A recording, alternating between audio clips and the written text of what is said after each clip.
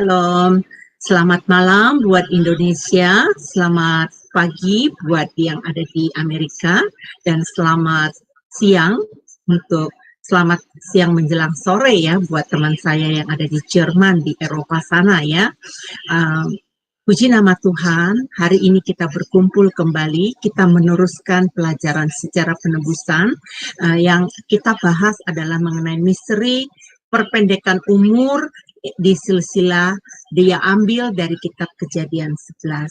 Bapak Ibu, stay tune bersama kami karena Bapak Ibu akan mendapatkan pengungkapan yang pertama sekali di dunia ya. Mungkin Bapak Ibu belum pernah dengar selama ini, mungkin ada pemahaman yang pernah Ibu dengar selama ini sebelumnya, tetapi melalui pengungkapan sejarah penebusan, kita akan melihat sedetail-detailnya dari isi Alkitab Kejadian ini, kitab Kejadian.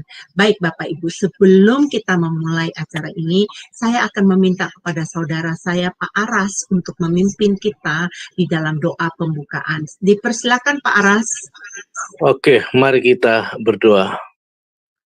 Bapa di surga, terima kasih Tuhan. Anak-anak-Mu di Zoom, Sema Adonai, Engkau masih beri kami kekuatan untuk belajar firman Tuhan di sesi terakhir ini. Bapa, kami mau belajar sejarah penebusan tentang umur para leluhur kami di kitab Kejadian. Bagaimana umur bisa berubah makin hari makin pendek Tuhan. Biarlah melalui hamba-Mu akan menerangkan satu demi satu sehingga kami tahu kebenaran firman Tuhan iya dan amin dari Adam sampai Nuh ataupun sampai Abraham. Bapak, tolong hamba-Mu Rapi Pak Yudi Lengkong, urapi dia Tuhan, supaya kami diberkati Tuhan, karena selama ini anak-anak-Mu banyak ragu tentang kebenaran ini. Biarlah disingkapkan di sisi terakhir ini Bapa. Kami rindu juga kami boleh menjadi saksi-saksi-Mu buat saudara kami yang mereka tidak mengerti tentang kebenaran, tentang sejarah apapun. Mereka dihanyutkan oleh dongeng-dongeng. Bapak juga Bu Eni juga yang memimpin acara dari awal hingga akhirnya juga Kau beri hikmat supaya berjalan dengan baik. Dan juga Bro Agus Trinity dan yang lain yang di belakang layar yang memantau IT dan perlengkapan siaran ini juga Engkau jaga Tuhan. Segala kuasa-kuasa gelap yang coba mencuri satu kata pun dari ajaran kami, ikat di dalam nama Tuhan Yesus Kristus. Sadarkan kami, firman-Mu itu adalah harta yang paling mahal lebih apapun di dunia ini. Terima kasih Bapak. Di dalam nama-Mu Tuhan Yesus Kristus kami berdoa syukur. Haleluya. Amin. Amin, amin. Terima kasih Pak Aras atas doanya ya. Sebelum kita melihat profil dari Bapak dosen kita ya, Bapak pengajar kita, narasumber kita, mari kita menyapa Pak Yudi Lengkong. Shalom Bapak Pendeta, apa kabar? Shalom Ibu Eni, shalom Bapak Ibu, saudara-saudara sekalian. Kabar baik, semoga Amin. kasih Tuhan. Iya, saya semua. berdoa ini untuk Bapak Pendeta diberikan anugerah, sebab saya tahu sepanjang hari ini dia sibuk sekali. Bahkan sebelum masuk ke sini dia sudah baru mengakhiri kelasnya di tempat lain ya. Jadi seperti Bapak saya Ibu. percaya kasih karunia Bapa dari sorga akan menyertai Bapak Pendeta Yudi hari ini ya. Baik Bapak Ibu, kita akan melihat siapakah profil dari dosen Yudi Lengkong ya. Akan dilihat dari profilnya. Dipersilakan untuk operator kami untuk menayangkan. Silakan. Shalom semua, berjumpa kembali dengan tema Adonai. Dan pada kesempatan kali ini kita akan berkenalan dengan pembicara kita, yakni Bapak Pendeta Yudi M. Lengkong. Dan berikut adalah profil singkat dari beliau. Nama lengkap Pendeta Yudi B.M. Lengkong, Eskom, MD, MTH, Demin. Beliau lahir di Manado pada tanggal 21 Oktober tahun 1979. Alma Mater, Sarjana Komputer Eskom di Universitas Bina Nusantara, Jakarta pada tahun 2003. Master of Divinity and di The Presbyterian General Assembly Theological Seminary, Florida, US pada tahun 2010. Doctor of Ministry, DMin, di Barrett Theological Seminary, Florida, US pada tahun 2015. Master Teologi MTH di STT Bethesda, Bekasi pada tahun 2021. Pelayanan Pendeta di Gereja Presbyterian Bukit Sion Indonesia di Jalan Telaga Warna 1, Nomor 2, Puri Cinere, Depok. Pembicara seminar buku seri sejarah penebusan untuk Yayasan Damai Sejahtera Utama Depok. Dosen di STT Puji nama Tuhan, Bapak Ibu sudah melihat bagaimana rekam jejak dari narasumber kita ya yang sudah jadi pakar untuk mengajar sejarah penebusan. Dia tidak baru memulainya, tetapi dari tahun 2000 dia sudah bergabung di pengajaran sejarah penebusan ya Bapak Ibu. Baik, tidak untuk berlama-lama lagi, kami akan serahkan kepada Bapak Pendeta untuk memaparkan pengajaran ini kepada kami. Terima kasih. Baik, Shalom Bapak Ibu sekalian. Ya, terima kasih untuk kesempatan pada malam hari ini. Setelah beberapa materi yang telah diterima, ini ada yang terakhir. Semoga Tuhan tetap memberikan kepada kita, mengaruniakan kekuatan, konsentrasi, sehingga kita bisa memahami apa yang akan disampaikan pada malam hari ini. Baik, kita akan membahas bersama-sama mengenai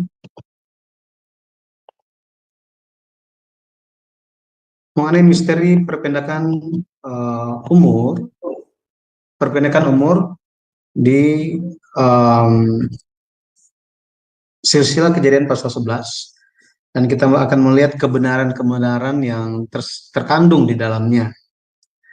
Baik, ketika berbicara mengenai sejarah harus memenuhi dua hal, yaitu tokoh itu benar-benar pernah hidup, ada buktinya, kemudian tahun-tahun kehidupannya dicatat. Itu sebabnya ketika kita lihat Alkitab sering seperti tadi dalam doa Bapak Aras dikatakan bahwa biarlah mereka bisa banyak orang bisa melihat Alkitab dengan cara yang benar. Dengan cara yang benar, jadi bukan sebagai dongeng tetapi benar-benar sebagai firman Tuhan. 1 Petrus 1 ayat 20 sampai 21 dikatakan bahwa kitab-kitab suci ditulis oleh dorongan Roh Kudus, bukan atas pikiran manusia. Itu sebabnya meskipun ada berbagai latar belakang dengan perbedaan para penulis kitab-kitab, tetapi Roh Tuhan yang menuntun mereka dan mengumpulkan semuanya sehingga bisa disusun sesuai dengan apa yang Tuhan kehendaki. Dan Alkitab itu telah bertahan ribuan tahun, ini telah diserang oleh banyak pihak dan banyak hal, tetapi tetap bertahan sampai hari ini. Haleluya. Jadi kalau kita lihat Pendeta Abraham Park, dia telah melihat benang merah yang menyambungkan antara dari kitab Kejadian sampai kitab Wahyu, dari Perjanjian Lama sampai Perjanjian Baru, dan satu persatu memaparkannya lewat buku seri sejarah penebusan, sehingga hal-hal yang ada di dalam Alkitab yang sering, hal tertentu di dalam Alkitab yang sering dilihat sebagai suatu ketidakcocokan atau sering dilihat sebagai suatu kesalahan penulis Alkitab, hal ini semua kesalahpahaman ini diselesaikan satu demi satu. Jadi benang kusutnya itu diuraikan satu persatu. Dan lewat buku seri sejarah penebusan kita melihatnya dan kita mempelajarinya. Secara khususnya kita sedang mempelajari tentang buku pertama seri seri pertama sejarah perebusan, yaitu silsilah di kitab Kejadian. Silsilah di kitab Kejadian. Baik, kalau kita lihat mengenai silsilah, mengenai hal ini jarang orang yang tertarik. Justru hamba-hamba Tuhan, bahkan kalangan teologia itu menghindarinya. Tetapi Pendeta Abraham Park sangat tertarik mengenai silsilah karena bisa melihat bahwa ada suatu arus penyelenggaraan sejarah penebusan yang sedang mengalir uh, di balik kehidupan dari bapak leluhur. Karena pada nyatanya Yesus Kristus datang lewat suatu lorong yang disebut sebagai silsilah. Yesus bukannya muncul tiba-tiba, tetapi dia sudah ada dan datang melalui silsilah. Itu sebabnya ketika membuka perjanjian baru, kita bisa melihat hal pertama yang kita temukan adalah silsilah Yesus Kristus. Baik, lewat buku silsilah di kitab Kejadian, Pendeta Abraham Park mengajak kita untuk mempelajari silsilah. Dan mengenai silsilah, ada dua macam silsilah. Mengenai struktur silsilah ya, ada struktur vertikal, ada horizontal. Struktur vertikal itu menunjuk kepada ayah memperankan anak, kemudian anaknya ini memperankan anaknya secara terus-menerus dari generasi ke generasi, gitu ya. Jadi dari papa ke anak, terus anaknya lagi terus-menerus. Bentuk ini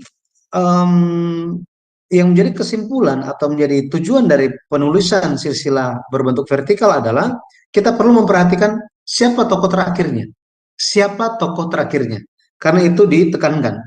Dalam hal ini kalau kita memperhatikan silsilah di kitab Kejadian, khususnya silsilah Kejadian pasal 5, itu dimulai dari Adam, pada akhirnya hendak memunculkan Nuh. Bagaimana Allah menjalankan pekerjaan kehendak Allah, penyelamatan dari Allah, sekaligus penghakiman dari Allah, yaitu melalui Nuh. Di Kejadian pasal 11, silsilah Kejadian pasal 11, itu dimulai dari Nuh atau Sem, ujungnya itu adalah generasi ke-20 dari Adam, yaitu Abraham. Bagaimana Allah hendak menjalankan pekerjaan keselamatan yang baru melalui Abraham. Nah, kita bisa melihat ada juga dibahas tentang silsilah secara horizontal. Kalau horizontal itu menunjuk kepada papa punya anak-anak, kemudian dari anak-anak ini anak pertama dapat anak-anak lagi, kemudian anak yang kedua dapat anak-anaknya lagi. Jadi disusun seperti itu. Kalau Bapak Ibu memiliki buku tersebut akan sangat membantu di dalam memahami bagaimana silsilah-silsilah dalam Alkitab. Baik, tentang nama-nama mempelajari Alkitab itu perlu juga melihat arti nama-nama mereka, kemudian kehidupan semasa dari antara bapak leluhur ini. Setelah itu memperhatikan informasi-informasi tambahan yang diberikan oleh Alkitab. Satu hal lagi yang perlu kita perhatikan itu adalah tentang tahun-tahunnya. Karena lewat tahun-tahun ini menggambarkan suatu kehendak Allah yang ingin disampaikan pada zaman itu. Jadi kita melihat konteksnya pada zaman itu. Ya. Kita tahu bahwa nama itu bukan sekedar suatu harapan orang tua terhadap anaknya, gitu ya. Tetapi itu juga nama bukan juga hanya sebagai bentuk pembeda. Jadi untuk mengidentifikasi atau identitas seseorang untuk membedakan orang ini dan orang lain. Bukan hanya itu, tetapi di dalam nama bisa terkandung kehendak Allah di zaman itu. Lewat harapan orang tua atau pengakuan orang tua mengenai apa yang terjadi di zamannya.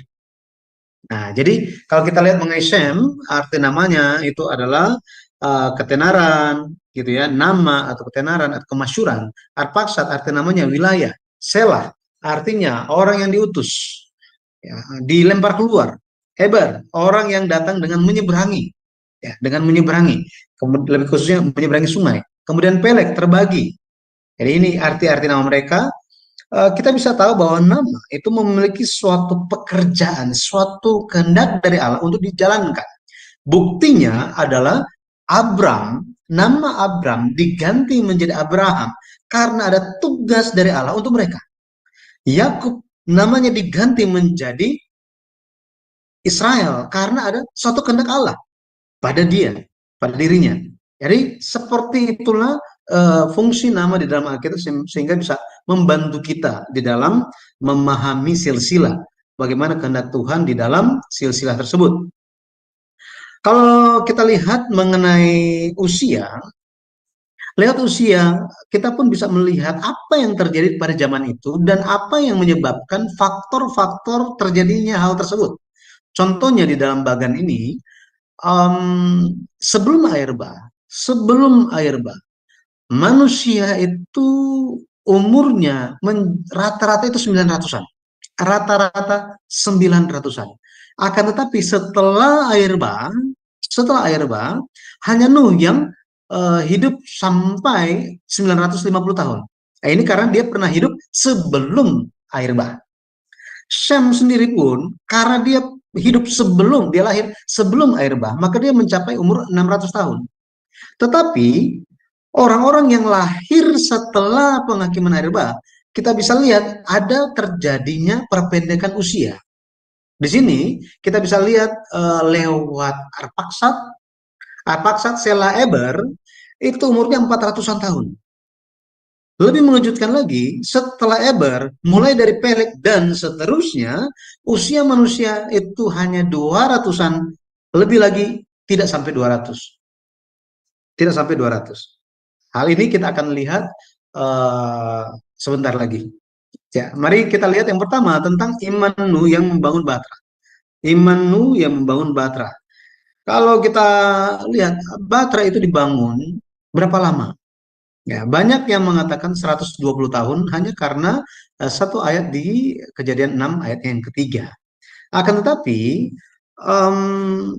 pembangunan Batra Nuh itu tidak sampai 100 tahun. Nah, seperti apa iman Nuh itu terhadap Tuhan? Di Kejadian 6 ayat 8 sampai 9 di situ dikatakan bahwa tetapi Nuh mendapat kasih karunia di mata Tuhan. Inilah riwayat Nuh. Nuh adalah seorang yang benar dan tidak bercela di antara orang-orang sezamannya. Dan Nuh itu hidup bergaul dengan Allah. Kata bergaul di sini sama seperti kata bergaul yang ada ketika kita membahas Henokh. Ya, itu adalah halak, ya halak, bergaul atau berjalan bersama dengan Allah. Di sini kita bisa melihat bagaimana Nuh telah menerima iman, pewarisan iman yang hebat dari papanya. Kita telah melihat tentang Lamek. Bagaimana Lamek, dia memberikan pengakuan, pengharapannya atas pemulihan tanah yang terkutuk, dan susah payah bekerja manusia karena telah jatuh dosa. Jadi dia mengharapkan pemulihan, dia mengharapkan janji keturunan perempuan itu. Kedatangan Mesias. Jadi dia memiliki iman yang menantikan Mesias, menantikan pemulihan yang akan dilaksanakan oleh Mesias. Lewat Lamek yang demikian, di Kejadian 5 ayat 29, kita bisa tahu bagaimana dia telah mewariskan iman, dan dari antara anak-anaknya, Nuh, dia mendapat kasih karunia di mata Tuhan karena dia mengikuti jejak iman dari bapak leluhur. Bapak leluhur iman. Di Kejadian 6 ayatnya yang ke-17 sampai 18, Allah berkata kepada Nuh, sebab sesungguhnya aku akan mendatangkan air bah meliputi bumi untuk memusnahkan segala yang hidup dan bernyawa di kolong langit. Segala yang ada di bumi akan mati binasa. Tetapi dengan engkau, aku akan mengadakan perjanjianku, dan engkau akan masuk ke dalam Batra itu. Engkau bersama-sama dengan anak-anakmu, dan istrimu, dan istri anak-anakmu. Di sini kita bisa melihat bahwa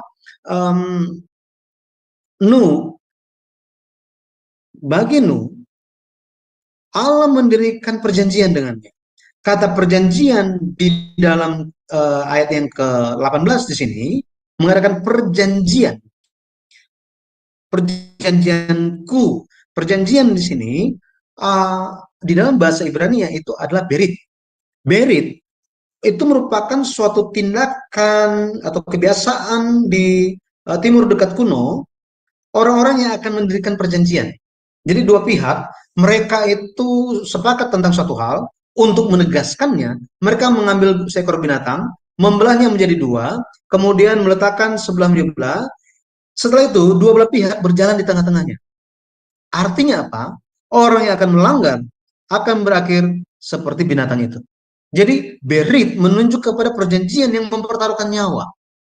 Di sini Allah mendirikan perjanjian, dan sifat perjanjian ini kalau kita lihat sepihak. Kenapa? Karena dikatakan perjanjian ku, beritku. Artinya Allah dia pasti akan menggenapi perjanjiannya dengan Nuh. Apa isi perjanjiannya?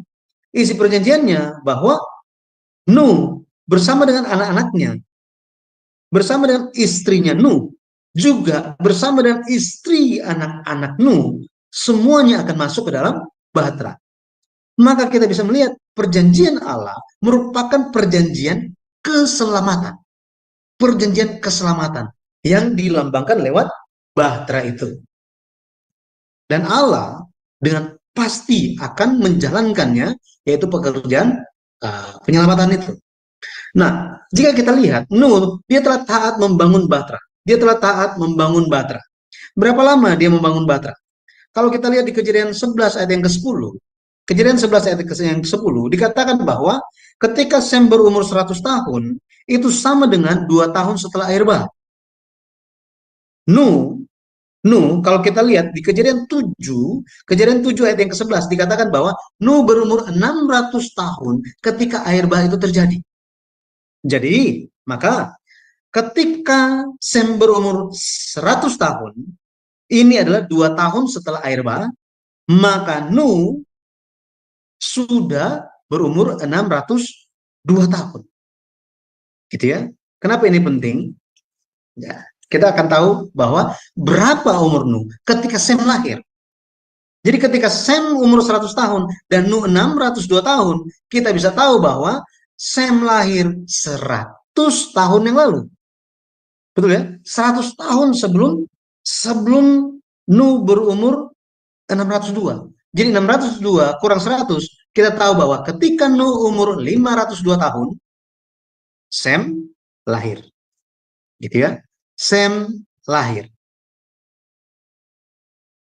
Maka kita bisa tahu, ya, kita bisa tahu bahwa waktu air bah itu terjadi, umur Sem itu 98 tahun. Ya, 98 tahun. Maka lewat ayat-ayat ini kita bisa tahu bahwa pembangunan bahtera itu kurang dari 100 tahun. Kurang dari 100 tahun. Kenapa? Karena perintah untuk membangun bahtera diberikan kepada Nuh itu setelah Nuh mendapatkan 3 anak, Sem, Ham, dan Yafet. Setelah Sem, Ham, dan Yafet menikah, tetapi mereka belum memiliki anak. Belum memiliki anak. Artinya apa? Artinya jika Sem menikah di usia 20 tahun, maka perjanjian itu diberikan kepada Nuh itu sekitar Nuh berumur 522 tahun. Kalau misalnya Ham dan Yafet juga married itu selang waktu 2 tahun, kita bisa dapatkan bahwa pembangunan Nuh mendapatkan mantu, ya, mantu. Tiga anak itu sudah married semuanya, maka Nuh dapat mantu, 3 orang mantu, itu sekitar usianya 520-an. Ya, 520-an. Sehingga dari umur 520-an ini sampai Nuh umur 600 tahun air bah terjadi, kita bisa tahu bahwa pembangunan bahtera Nuh hanya 70 sampai 80 tahun. Ya, 80 sampai 70 tahun. Ada yang tanya, ada yang bilang begini, pendeta, ada yang tanya kepada pendeta Abraham Park mengenai hal ini. Buat apa kita tahu hal ini? Mau 500 tahun ke, mau 600 tahun, atau mau 120 tahun, mau 70 tahun, mau berapa tahun pun, buat apa sih? Gitu ya. Kita perlu ingat kembali, ya, pendeta Abraham Park katakan begini. Yesus ketika dia memulai pelayanan umumnya itu di usia kira-kira 30 tahun. Ini Lukas 3 ayat 23. Gitu ya. Umur 23 tahun. Umur 30 tahun. Jika saya katakan Yesus memulai pelayanannya di usia 50 tahun, maka kekristenan dunia akan anggap saya siapa? Anggap saya salah, kan? Bisa salah paham, kan? Bisa dianggap sebagai dicap sesat.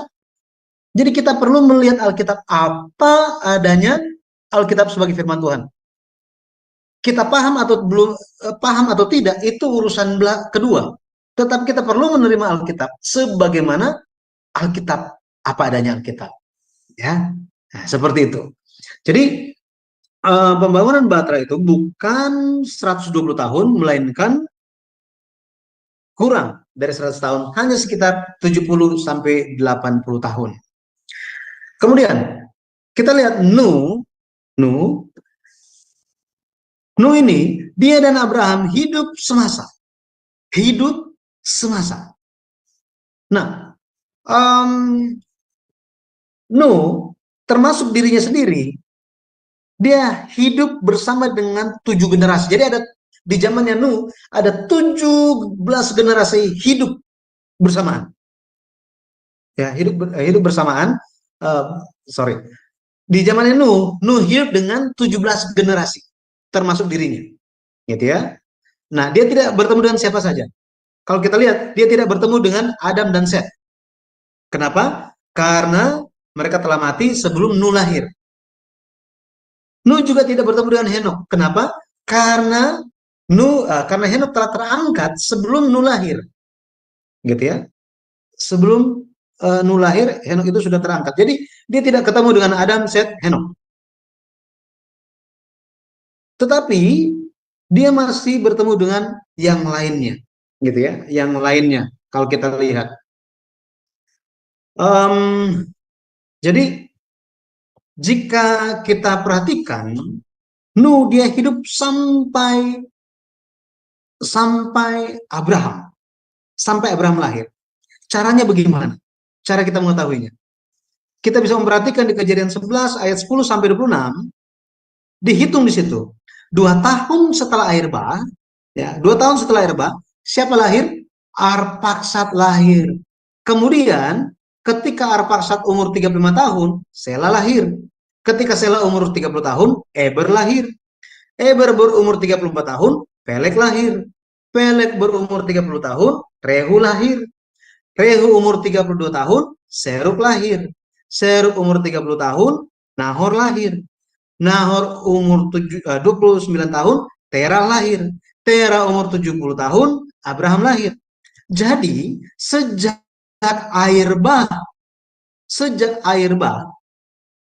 sampai Abraham lahir, itu sudah berlalu berapa tahun? 292 tahun. 292 tahun. Artinya Abraham lahir 290 tahun setelah air bah. Bagaimana dengan Nuh? Kejadian 9 ayat 28 dikatakan bahwa Nuh masih hidup 350 tahun lagi setelah air bah. Jadi Kejadian 9 ayat 28 dicatat dengan jelas di situ untuk menunjukkan bahwa Nuh masih hidup 350 tahun setelah air bah. Dan ini memberikan kita petunjuk bahwa apa? Bahwa tahun Nuh mati setelah air bah itu adalah 350. Jika kematian Nuh setelah air bah, ya usia Nuh atau tahun Nuh masih hidup sampai usia 350 tahun dikurangi tahun kelahiran Abraham sejak air bah, 292 tahun, maka kita mendapatkan 58 tahun. Nuh dan Abraham hidup semasa selama 58 tahun. Ini merupakan penyingkapan pertama di sepanjang sejarah dunia. Kenapa ini merupakan suatu hal yang dinyatakan seperti ini, saudara? Bukan untuk menjadi sombong atau menjadi apa, bukan.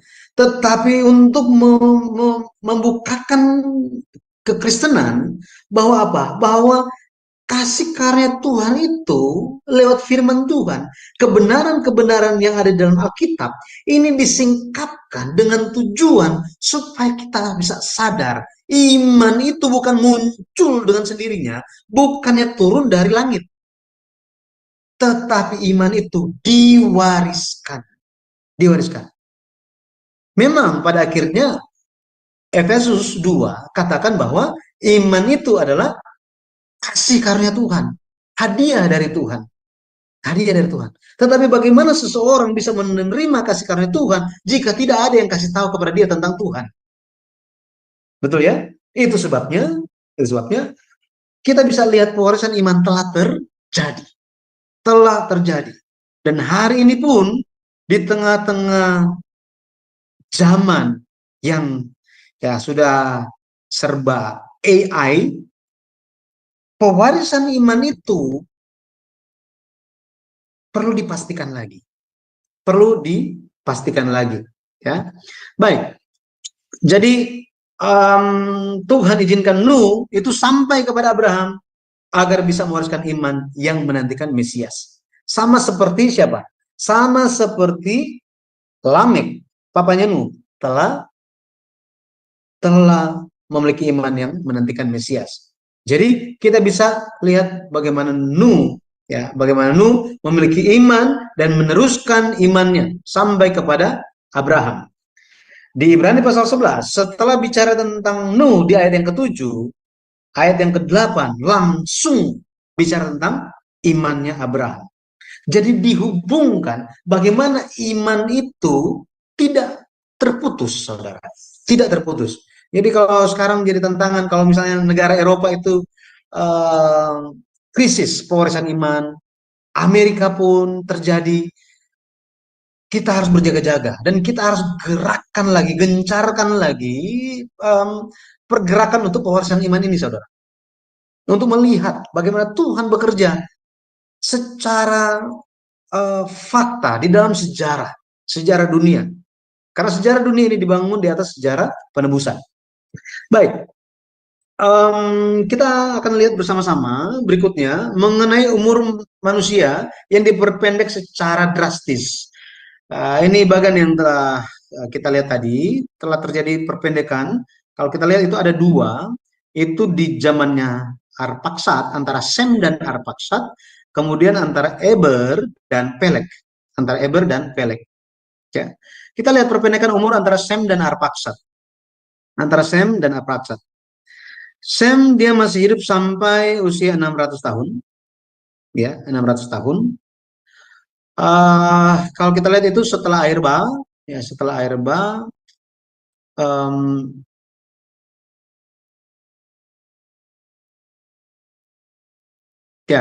jadi setelah air bah itu sekitar 404. Maaf, ini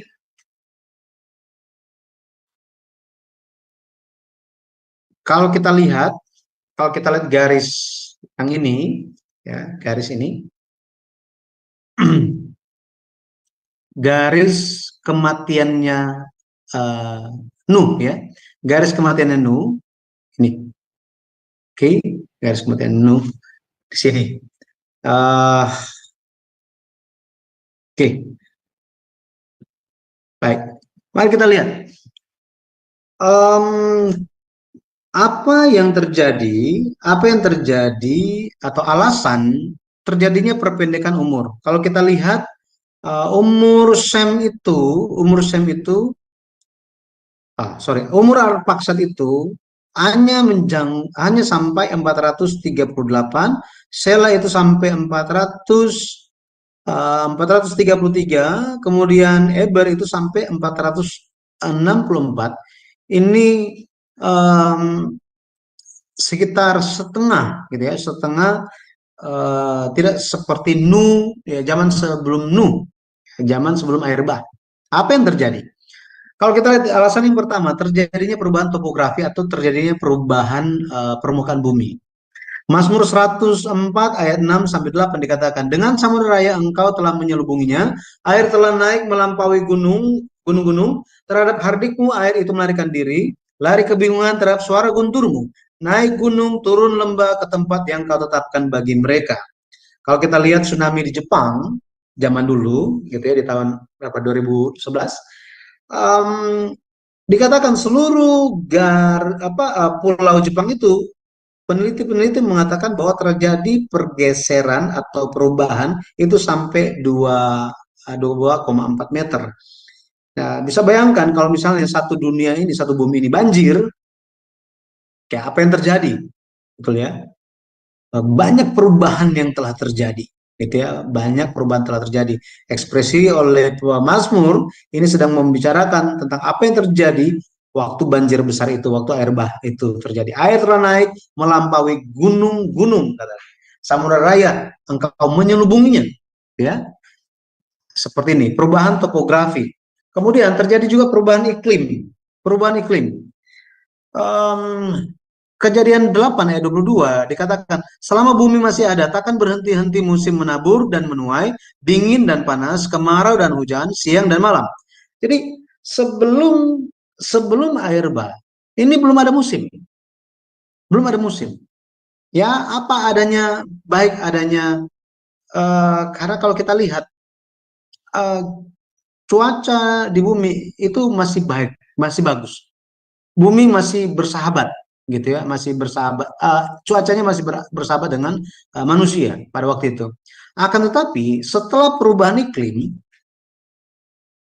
setelah air bah itu terjadilah perubahan iklim. Di sini kata dingin ini menunjuk kepada suatu kondisi ekstrim yang sangat dingin. Kemudian kata panas di sini menunjuk kepada keadaan yang sangat panas, gitu ya, sangat panas.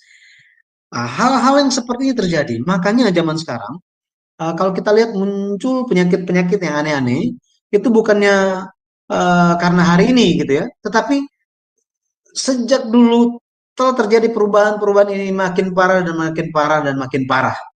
Seperti ini, makin parah dan makin parah. Terjadi perubahan iklim tersebut, ya.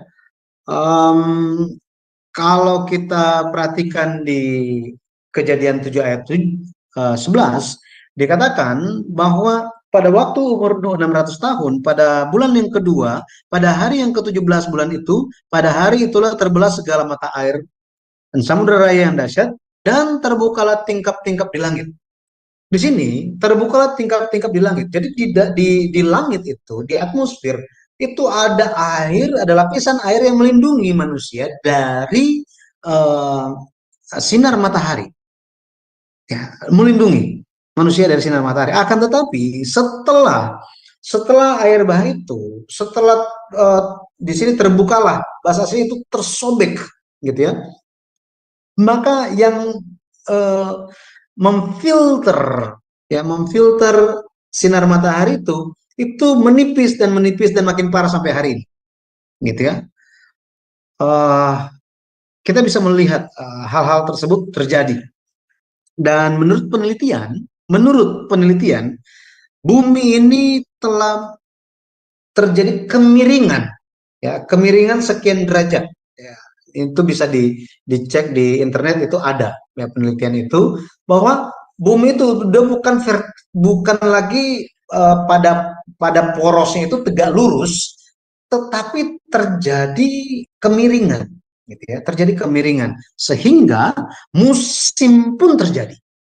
Ini musim pun terjadi. Di tempat tertentu bisa dapat panas yang cukup, tetapi di tempat yang lain tidak bisa menerima cahaya matahari yang cukup. seperti ini. Ini terjadi, gitu ya.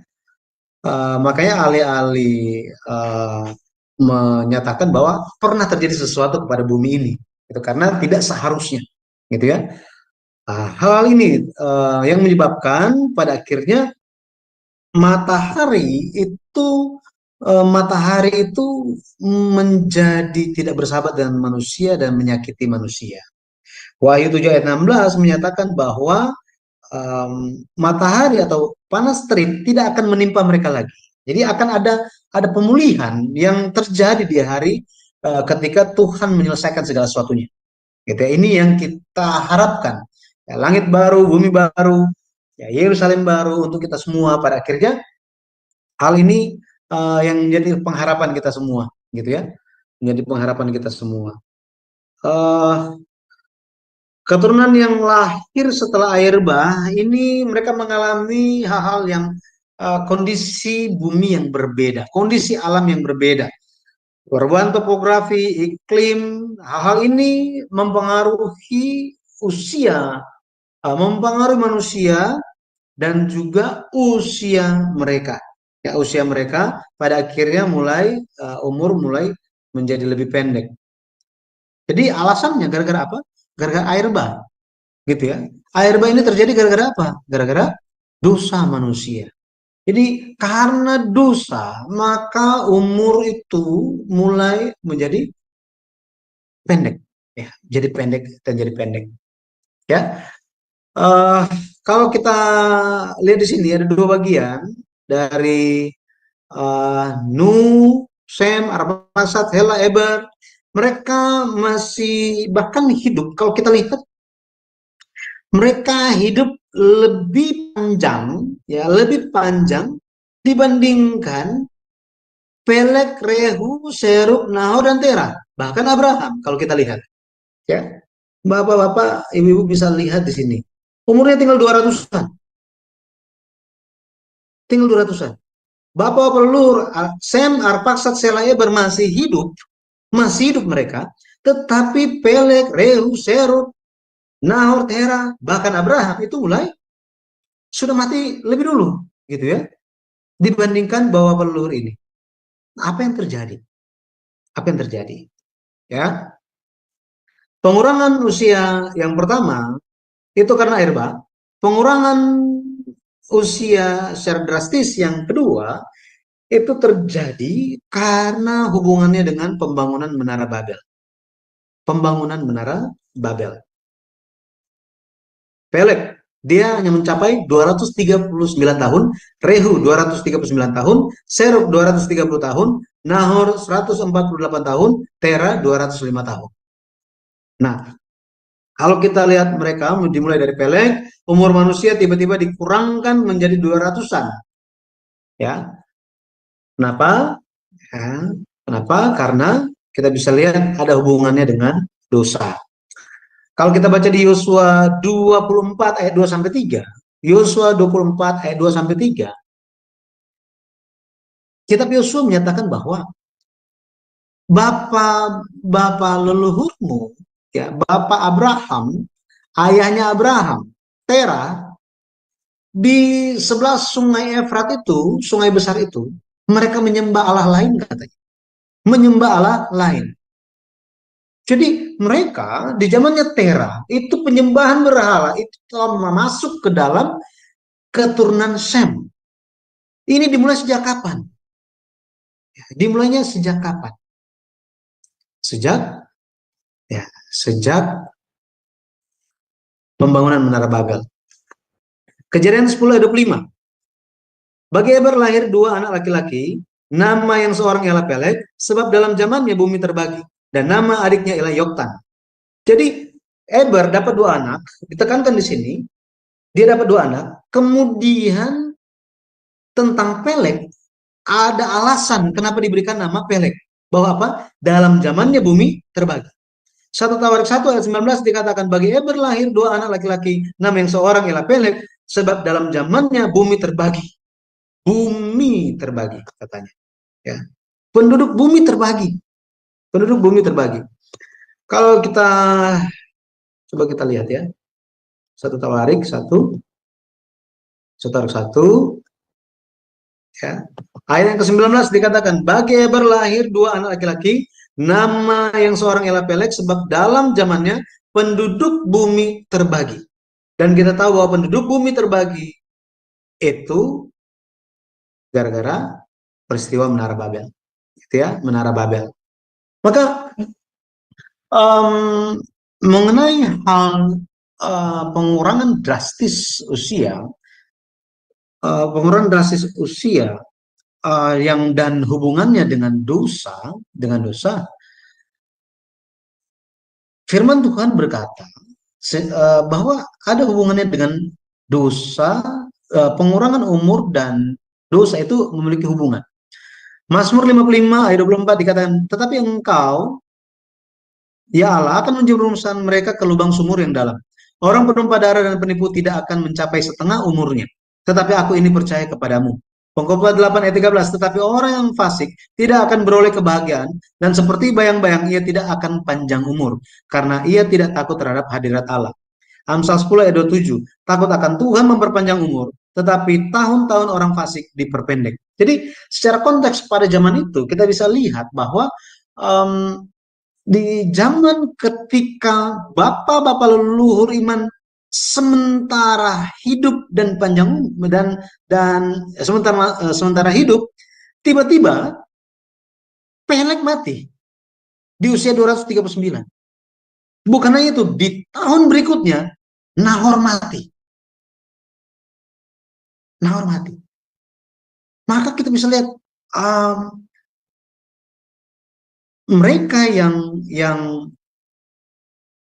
Nuh sampai Eber ini masih hidup, tetapi Peleg mulai mati, anaknya mati, cucu mati, cicitnya mati, pada mati semuanya. Ya, ini merupakan yang ada hubungannya dengan dosa. Nah, kita melihat kenapa kita melihat itu? Kita lihat secara konteks karena di Kejadian pasal 11 secara khususnya dimunculkan fakta tersebut. Umur Abraham sampai kapan itu tidak dibahas.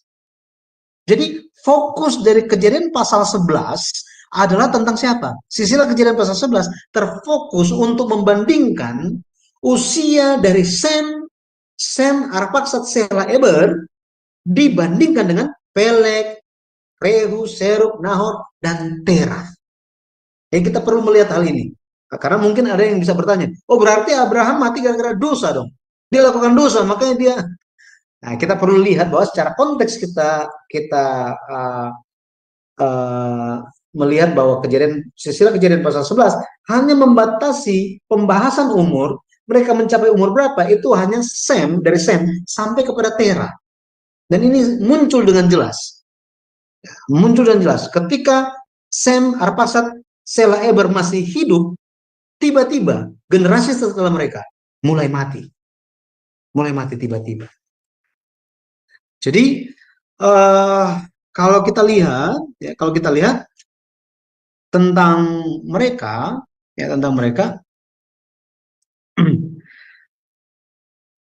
Dr. Kim Sung-il di dalam bukunya Exploring Origin of the Korean Nation, Discovering the Root of the Semites,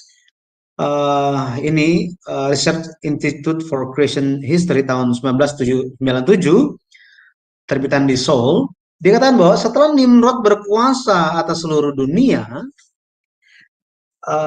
dia ingin membangun sebuah menara yang dapat meninggikan namanya di antara umatnya dan mencegah mereka memberontak terhadap dirinya. Akan tetapi, pemberontakan tersebut mustahil dapat dilakukan tanpa teknologi konstruksi yang sangat teliti dan terperinci dari suku Shem. Jadi, dari sejarawan mengatakan hal seperti ini. Sejarawan mengatakan seperti ini. Ketika melihat tentang usia-usia tersebut. Maka Peleg dari keturunan Saleh Shem, dia ditipu atau terpedaya, jatuh dalam pencobaan untuk ikut dalam pembangunan Menara Babel. Kita telah lihat ayatnya di Kejadian 10 ayat 25, 1 Tawarik 1 ayat 19, dihubungkan tentang Peleg ini dan di diserahkannya penduduk bumi atau bumi terbagi. Dan ini juga memiliki pengaruh tentang pembangunan Menara Babel. Ini merupakan suatu dosa di hadapan Allah. Kejadian 11 ayat yang keempat dikatakan apa? Coba kita lihat. Kejadian 11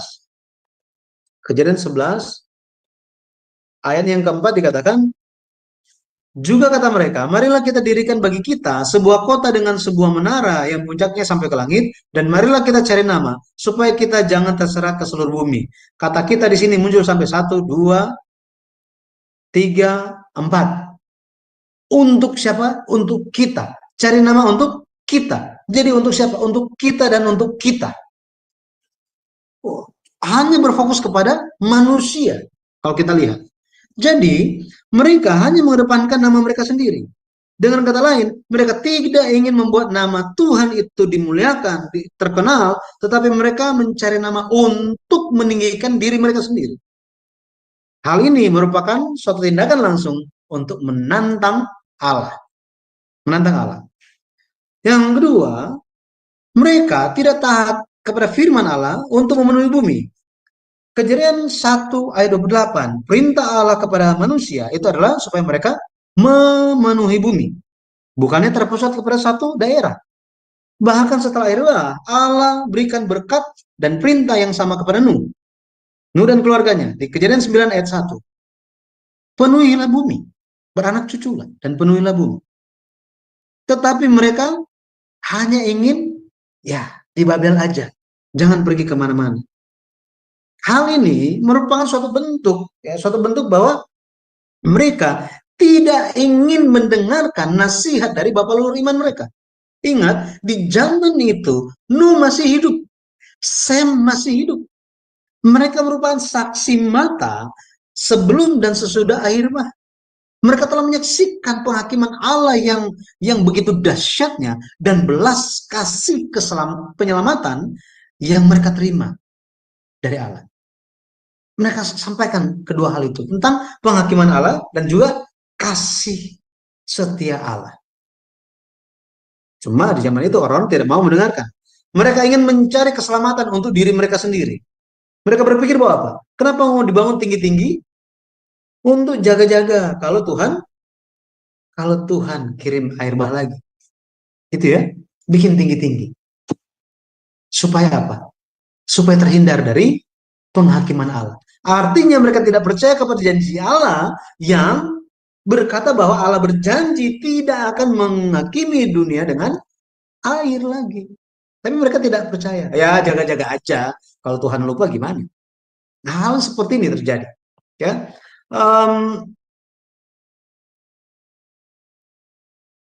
jadi kalau kita lihat, Peleg, Reu, Serug, Nahor, Tera, dan Abraham, mereka berdiam di Ur Kasdim. Ya, berdiam di Ur Kasdim. Akan tetapi, kalau kita lihat, sejak peristiwa Menara Babel, ya karena dosa, usia manusia diperpendek, tetapi Nuh, Sem, Arphaxad, Sela, Eber, mereka telah memisahkan diri dari wilayah pembangunan Menara Babel. Mereka telah memperluas untuk mencari wilayah yang baru. Kalau kita lihat, mereka telah pindah dari mana ke mana? Dari wilayah Ur Kasdim, mereka telah pindah ke Aleppo. Ini satu jarak sekitar 1000 km. Kenapa Eber menempuh perjalanan yang begitu jauh? Karena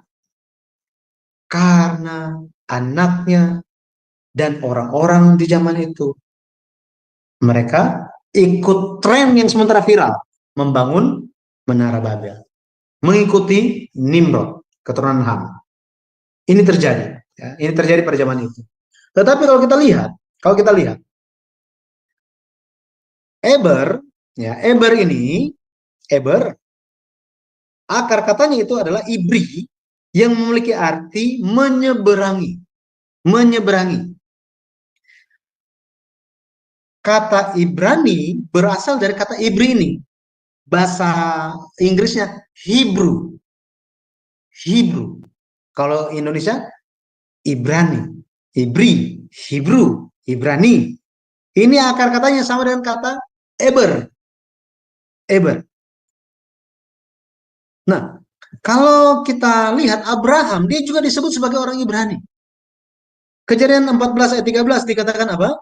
Kemudian datanglah seorang pelarian dan menceritakan hal ini kepada Abram, orang Ibrani itu. Artinya apa? Abram, orang yang telah menyeberangi sungai. Yang menyeberangi sungai. Jadi, kalau kita lihat Abraham, dia disebut sebagai orang Ibrani. Sebelum dia, sudah ada orang Ibrani. Orang yang menyeberangi sungai. Itu adalah Eber. Ya, dari Ur Kasdim, Abraham kan pergi sampai ke Sikem dan ke Hebron kan. Dia telah menyeberangi sungai Efrat. Sungai Efrat, ya. Tetapi sebelum dia, kalau kita lihat Eber, di dalam pimpinan Eber, Nuh dengan membawa serta Nuh, Sem, Arpaksad, Sela, dan dirinya yaitu Eber, sesuai dengan arti namanya, dia telah membawa tokoh-tokoh beriman ini, bapak-bapak leluhur iman ini, meninggalkan Babel, meninggalkan wilayah tempat Babel itu dibangun, menara Babel itu dibangun, dan menyeberangi sungai, menelusuri suatu tempat yang sangat jauh, menyeberangi sungai Efrat, sesuai dengan arti namanya, dan mereka sampai di Haran. Sampai di Haran. Apakah ada bukti dalam Alkitab mengenai hal ini? Kita akan sambung di kesempatan berikutnya.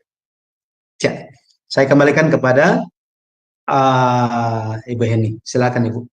Iya, terima kasih Bapak Pendeta yang sangat luar biasa sekali penyingkapan yang biasanya Bapak Ibu belum tahu ya. Karena waktu saya dulu juga mengira bahwa pembangunan Batrah itu sekitar 120 tahun. Ya, karena saya dulu sekolah di New York ini ya dibahasnya demikian. Tapi ternyata setelah kita melihat runutan dari kapan kejadiannya, di situ kita bisa tahu dari angka-angka itu secara tepat ya, karena juga menurut pengakuan dari beberapa teolog ya di dunia, dengan ada penyingkapan secara penebusan ini tidak ada yang satupun yang menentangnya. Bahkan banyak sekali orang yang sudah membaca kitab Kejadian, lama sekali mereka baca, tapi mereka sendiri tidak mengetahui bagaimana cara runutannya. Nah, menurut saya, Bapak Ibu tetap stay untuk belajar di sejarah penebusan karena ada penyingkapan-penyingkapan yang lainnya yang Bapak Ibu akan terima nanti dari pengajaran sejarah penebusan ya. Nah, Bapak Ibu yang terkasih di dalam Tuhan, saat ini saya ingin sekali meminta kepada saudari saya Aling ya untuk membacakan pengumuman yang akan kami sampaikan ya. Dipersilakan Sister Aling. Baik, terima kasih Ibu Heni. Baik, saya akan membacakan acara dari Sema Adonai. Itu dimulai dari hari tanggal 16 Juli 2023 pukul 19.00 waktu Indonesia Barat. Akan ada ibadah online dengan Pak Pendeta Daniel Palungan sebagai yang akan menyampaikan firman Tuhan yang berjudul seri ketiga Orang Percaya yang Menang Atas Pencobaan. Selanjutnya, saya akan membacakan acara ini direlay ke channel-channel YouTube dan Facebook berikut ini, yaitu channel Sema Adonai, channel Omhem, channel Epaphroditus Bakti Satoto, channel Abi Ismail channel Ferdinand Wardana, channel Batu Karang, channel Kodek Eva, channel Nebu Ali, channel Antara, channel Garnet Sidan, dan channel King Alexander.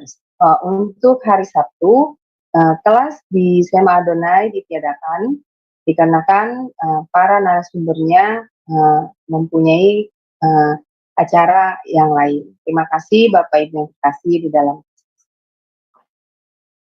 Ya, baik. Terima kasih Sis Aling atas atas Anda bersedia membacanya ya. Baik, Bapak Ibu, dipersilahkan ya Bapak Ibu untuk bertanya jawab, untuk mengambil kesempatan untuk berdiskusi kepada Bapak Pendeta Yudi. Mungkin dari penjelasan tadi ada yang masih kurang jelas ya, yang mau dipertanyakan, dipersilahkan ya Bapak Ibu ya. Apakah ada? Di raise hand ya, diangkat tangannya supaya kami dari tim moderator bisa mengetahui siapa saja yang ingin mengambil bagian untuk bertanya. Ya. Pak Bapak Pendeta sembari menunggu mereka bertanya ya, ini penyingkapan yang sangat luar biasa akibat dosa sehingga umur diperpendek ya. Jadi sangat fatal ya kalau kita sebagai umat kudus Tuhan tidak hidup benar di hadapan Allah. Nah, dari umur-umur yang diperpendek ini berapa tingkat ya Bapak Pendeta biar supaya berapa kali ada pemotongan umur di Alkitab? Ya, tadi seperti yang kita lihat usia diperpendek itu di Kejadian pasal 11 itu ada dua kali itu antara Sem dan Arpaksad, kemudian antara Eber dan Peleg. Ya, dua kali gitu. Dua kali ini terjadi dengan alasan-alasan yang faktor-faktor yang tadi kita bahas bersama-sama. Ya. Jadi sudah jelas ya, ada dua kali perpendekan umur yang terjadi di kitab Kejadian 11 itu ya. Bapak Ibu apakah ada lagi yang ingin berdiskusi? Ayo berdiskusi apa kira-kira yang ingin Bapak Ibu tanyakan, dipersilakan. Gimana Sister Aling, Sister Rachel?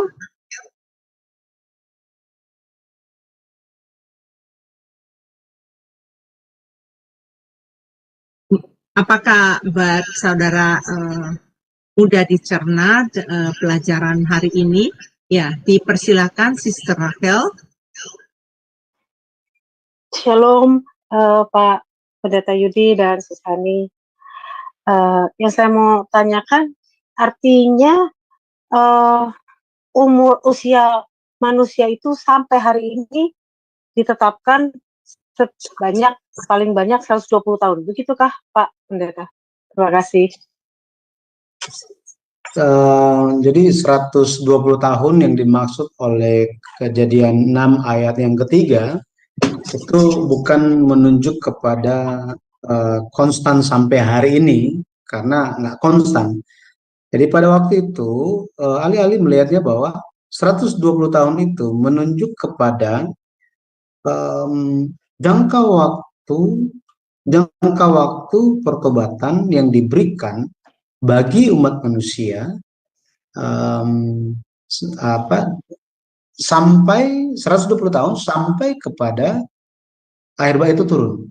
Sehingga ada yang menghitung bahwa jika Nuh berumur 600 tahun, ketika Nuh umur 600 tahun air bah itu terjadi, dikurangkan 120 tahun, maka firman Tuhan yang mengatakan bahwa umur manusia itu hanya akan 120 tahun, itu dikatakan ketika Nuh berumur 480 tahun. Ya, ada yang mengatakan seperti ini. Jadi 120 tahun bukan menunjuk kepada usia konstan manusia hanya sampai 120, tetapi bicara tentang umur manusia di zaman itu kesempatan mereka itu hanya 120 tahun sampai air bah itu turun. Jadi tidak ada hubungannya dengan usia sampai hari ini. Makanya tadi kita melihat tahun-tahun itu berdasarkan konteks Kejadian pasal 11. Ya, seperti itu. Semoga bisa dipahami. Oh, jadi itu jadi maksudnya masa pertobatan itu ya Pak Pendeta jadinya Ya, intinya. masa pertobatan, kesempatan yang diberikan sebelum air bah itu diturunkan. Oh, ya. Terima kasih Pak Pendeta. Selamat Ya, terima berkati. kasih. Terima kasih Siseli.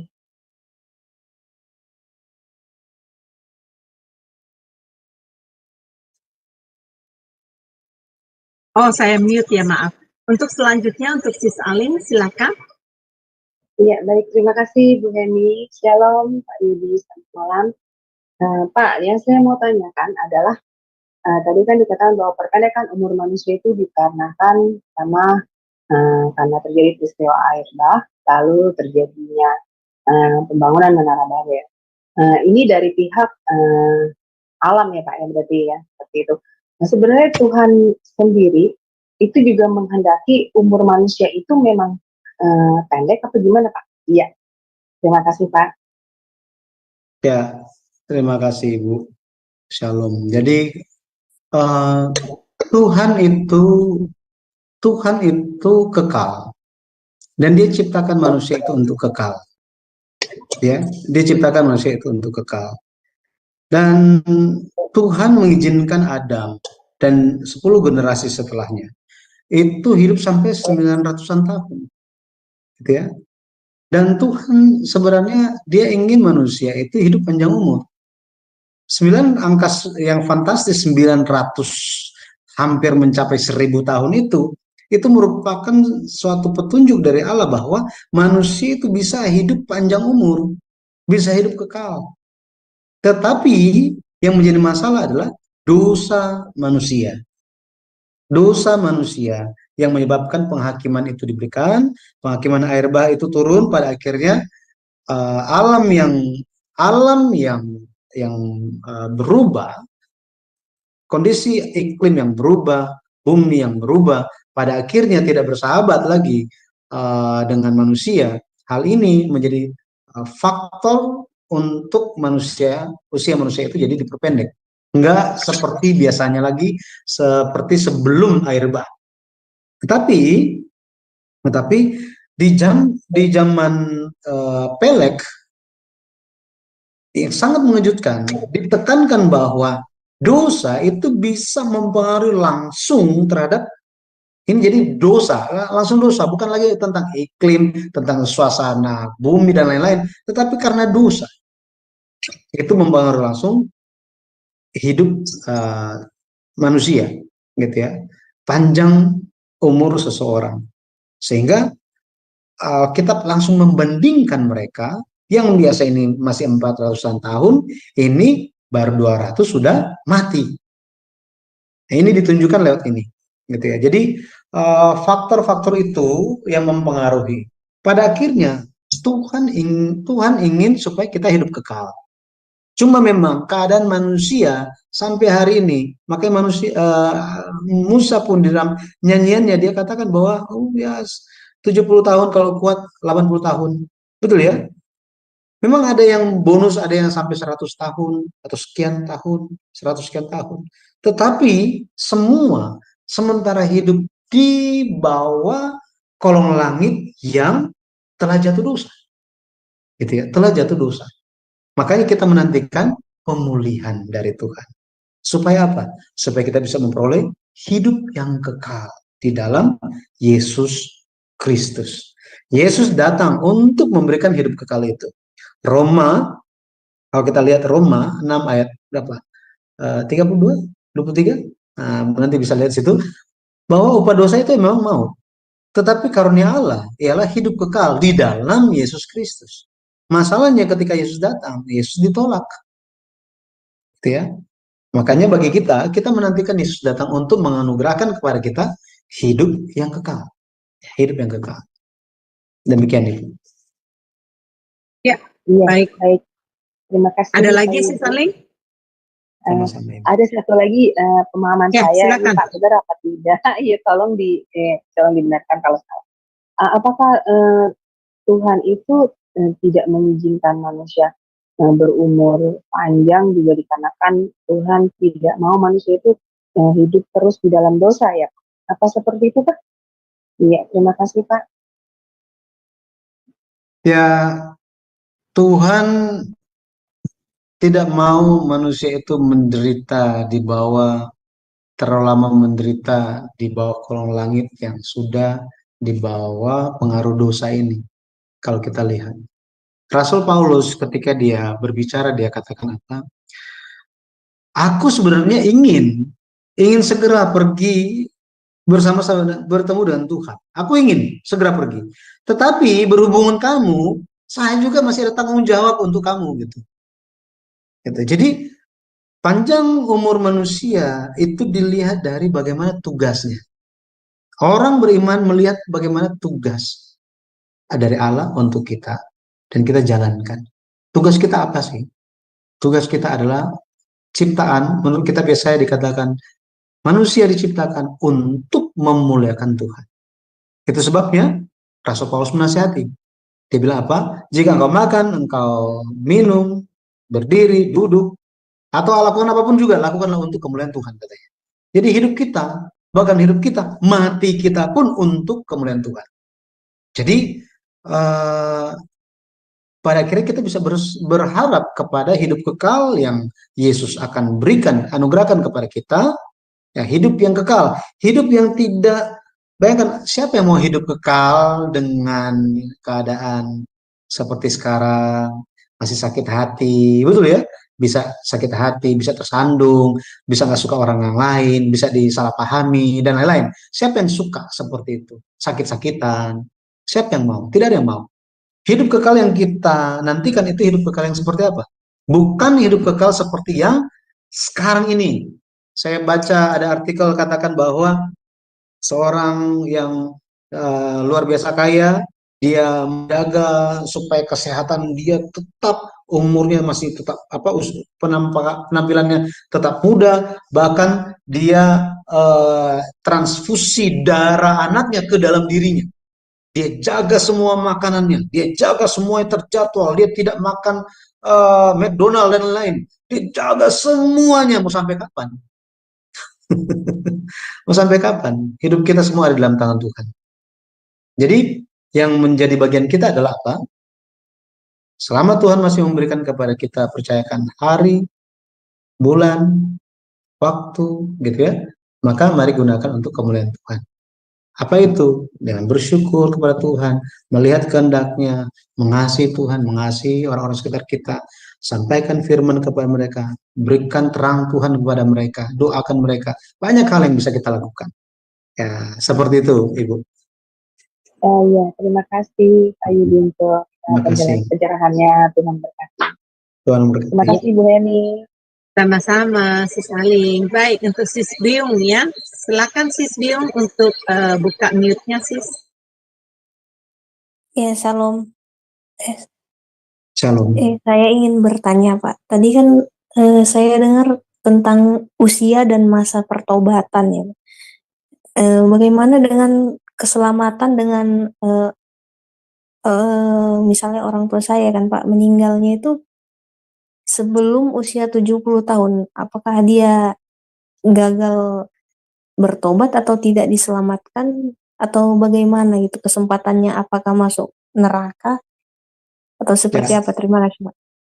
Ya, jadi gini Ibu, 120 tahun itu menurut pandangan ahli-ahli merupakan kesempatan pertobatan yang diberikan Allah di zamannya Nuh. Sekali lagi, di zamannya Nuh. Jadi udah selesai. Udah tidak ada lagi. Jadi ketika kita mengetahui hal itu, terus bagi kita hari ini apa? Betul ya? Tidak dilihat bahwa jika tidak mencapai umur sekian, kemudian seorang itu ke neraka atau ke surga. Tidak dilihat seperti itu. Tetapi firman Tuhan berkata bahwa selagi masih dikatakan hari ini, janganlah keraskan hatimu. Selama Tuhan berkenan ditemui, temuilah. Karena akan ada waktu ketika pintu itu diketok, nggak bisa dibuka lagi. Nggak bisa dibuka lagi. Betul ya? Ketika Yesus berbicara mengenai 5 gadis bijaksana dan 5 gadis yang bodoh atau 5 gadis yang tidak bijaksana itu, Dikatakan bahwa mereka sama-sama menantikan mempelai laki-laki. Ini Matius 25. Mereka sama-sama menantikan, mereka sama-sama membawa pelita, dan mereka sama-sama tahu bahwa pelita tersebut harus menyala untuk bisa menyambut mempelai laki-laki itu. Dari 5 yang bijaksana, 5 yang tidak bijaksana ini, siapa yang tertidur? Siapa yang tertidur? Yang mana yang tertidur? Alkitab katakan, semuanya tertidur. Mau dia bijaksana, mau tidak bijaksana, semua tertidur. Tetapi ketika ada suara yang berseru-seru membangunkan mereka, mereka itu terbangun, tersadarkan, mereka cek lagi, ternyata persyaratan yang menjadi persyaratan untuk masuk ke dalam apa itu perjamuan perkawinan itu, ternyata minyak mereka itu makin pelita mereka itu hampir padam karena minyaknya sudah hampir habis. Akhirnya mereka cari lagi. Tetapi ketika mereka kembali, dikatakan pintu sudah ditutup, mau digedor-gedor. Dia bilang apa? Aku tidak mengenal kalian, katanya. Jadi kesempatan itu diberikan. Kapan? Hari ini. Hari ini. Hari ini. Yang penting percaya Yesus Kristus, itu yang nomor 1. Selanjutnya itu, ya, ketika dipanggil Tuhan, itu tinggal urusan Tuhan, bukan urusan kita. Bagi kita hari ini, yang perlu kita pusingkan itu apa? Bukan pusingkan, harus kita perhatikan itu apa? Itu adalah bagaimana kita menjaga iman sampai akhir. Bagaimana supaya kita tetap menyala pelita kita. Gimana supaya minyaknya itu tetap ada. Betul ya? Tetap ada. Jadi, masalah tertidur, siapapun bisa tertidur. Iya kan? Tetapi ketika dibangunkan, dicek minyaknya ada atau enggak. Saya percaya kita sementara mempersiapkan minyaknya sekarang ini. Ya, demikian itu. Ya, baik. Bagaimana Sis Bion? Sudah terjawabkah pertanyaan Anda? Iya, tapi saya juga pernah dengar kan Pak, itu untuk masa Nuh katanya 102, sedangkan yang untuk masa sekarang seperti ayat yang Bapak bilang tadi setidaknya 70 tahun. Dan orang yang pernah saya dengar katanya setidaknya dia mencapai usia 70 tahun untuk bisa masuk apa kategori surga itu Pak. Ya, saya bisa katakan, Pertobatannya. saya bisa katakan itu tidak alkitabiah. Pandangan itu tidak alkitabiah dan tidak perlu didengarkan. Kenapa? Musa berkata 70-80 tahun. Betul ya? Musa sendiri hidup sampai umur berapa? Harun sendiri hidup sampai umur berapa? Mereka hidup 100-an tahun. Di atas 100 tahun mereka hidup. Iya kan? Mereka hidup panjang umur sebenarnya. Melewati apa yang telah dia sampaikan. Sehingga 70-80 tahun ini bisa memiliki makna yang berbeda. Gitu ya. Nah, ini tidak bisa untuk disampaikan, untuk tafsirkan bahwa oh ya, kalau masuk dalam kategori itu ya sorga. Oh, nggak nyampe ke situ, berarti tempat yang berbeda. Ah, ini suatu hal yang tidak alkitabiah, gitu ya. Nah, demikian Ibu. Dia nggak perlu dengar hal tersebut. Ya, saya rasa itu jawaban yang paling tepat ya untuk Sis Biung. Karena saya punya teman yang saya kenal, dia masih muda sekali, umur 33 tahun, dia terkena penyakit yang tidak bisa diobatin ya. Dan saya tahu dia cinta Tuhan, bagaimana dia berjuang untuk hidup kudus, untuk hidup benar, walaupun dia masih muda. Dan saya tahu banget bagaimana godaan yang menerpa hidupnya, bagaimana dia memperjuangkan. Jadi seorang pendoa syafaat itu, dia itu hidup benar, tidak lagi pakai mulutnya dengan mengucapkan hal-hal yang tidak benar, dan tidak lagi hidup secara duniawi. Jadi saya yakin waktu dia dipanggil Tuhan, saya yakin dia bersama-sama dengan Allah. Jadi bukan tergantung usia. Jadi usia itu bisa waktu masih muda, ya, usianya yang masih bayi, bahkan pun ya, itu tergantung dari iman dari orang tuanya. Banyak sekali diperhatikan dalam hal itu. Ini ada 2 pertanyaan lagi, saya akan pending sebentar, karena saya akan menunjukkan kepada saudara sesuatu hal sebentar ya. Sabar ya teman-teman yang unjuk tangan. Nah, teman-teman, ini adalah YouTube dari Sejarah Penebusan. Bapak Ibu tolong subscribe, karena di dalam YouTube ini Bapak Ibu akan bisa melihat webinar kami pada tahun 2021 yang telah memberkati banyak sekali orang. Ya, jadi Bapak Ibu bisa melihat Sejarah Penebusan channelnya, dan kemudian channel gereja kami yang di Jakarta ini adalah GPBSI Jakarta. Di sini juga banyak sekali pengajaran-pengajaran yang Bapak Ibu bisa temukan. Jadi kalau Bapak Ibu pencinta belajar firman Tuhan, pasti Bapak Ibu akan senang, dan Bapak Ibu akan senang channel ini karena Bapak Ibu tidak akan terganggu dengan advertising. Advertising itu apa ya di Indonesia ya? Promosi-promosi ya. Karena channel kami ini aman, tidak monetize, sehingga Bapak Ibu bisa belajar dengan tenang, ya, bisa mengikuti pelajaran dengan tenang. Dan kemudian ini adalah channel GPBSI kami Bandung yang telah memberkati banyak orang, ya, bahkan yang ikut belajar sekolah ini banyak sekali para pendeta. Para pendeta mengikuti pelajaran buku Sejarah Penebusan, mulai dari buku ke-1, buku ke-2, dan sekarang sudah mencapai buku ke-3. Terus di-upgrade oleh pendeta kami di sana, Pendeta Allen, ya, yang membuat pelajaran-pelajaran ini yang sangat efisien sekali untuk banyak orang belajar. Bahkan ada beberapa orang yang ada di Zoom ini sudah menyaksikan bagaimana belajar Sejarah Penebusan melalui video, 1 video tiap minggu. Dan minggu ini saya sudah mendapatkan 1 lagi yang mendaftarkan, mereka bilang, Bu, saya mau ikut. Nah, sudah banyak nih yang udah ikut ya. Jadi ini channel-channel tolong di-subscribe ya, dan ikutin channel-channel ini. Baik, untuk Sis Rahel, dipersilakan. Nah, ini salah satu nih, pencinta Sejarah Penebusan nih. Silakan.